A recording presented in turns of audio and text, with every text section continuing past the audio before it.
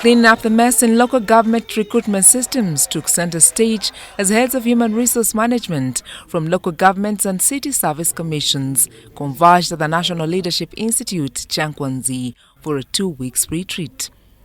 These officers are responsible for recruitment and management of staff in Uganda's local governments. We want the civil service which is people-centric.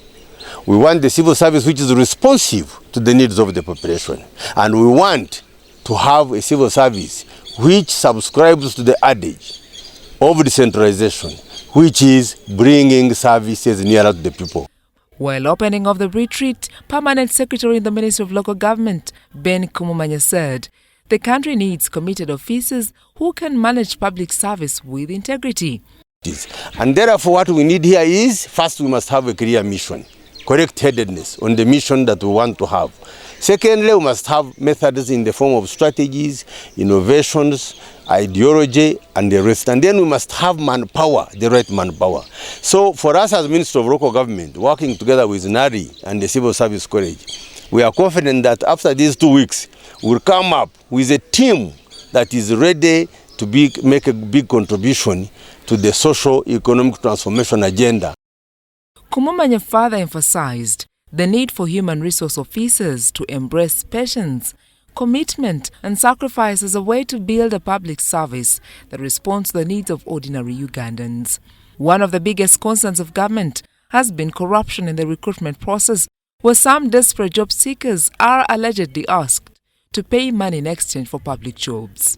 I issued an instruction that for every advert there must be an added construction mentioning that there is no money which should be paid for a job, mentioning that anybody whom they ask for money should report, mentioning that asking for money or corruption is illegal and the laws of Uganda are there, and I even mentioned where they should report. Now we have brought them here.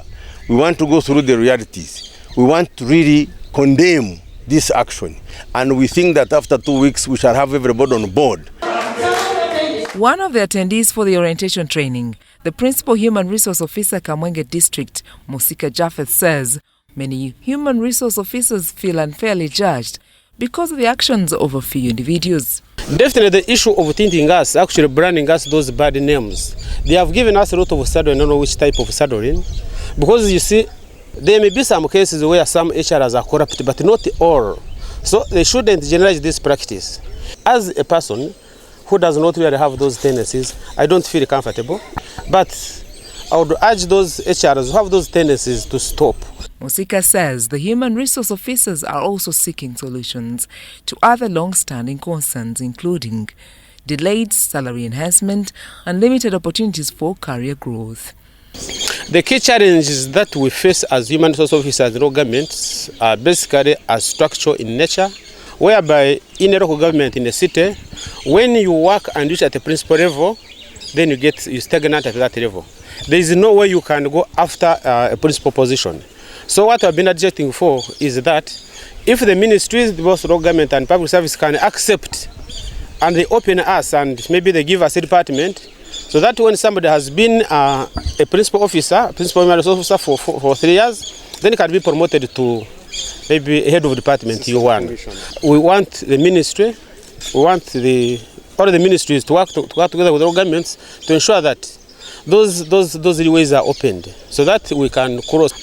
There was a circular that came and was stopping human resource officers to cross to administration, because a principal human resource officer can be a deputy cow, can be a commissioner in administration, maybe in the Ministry of Local Government, but this was stopped.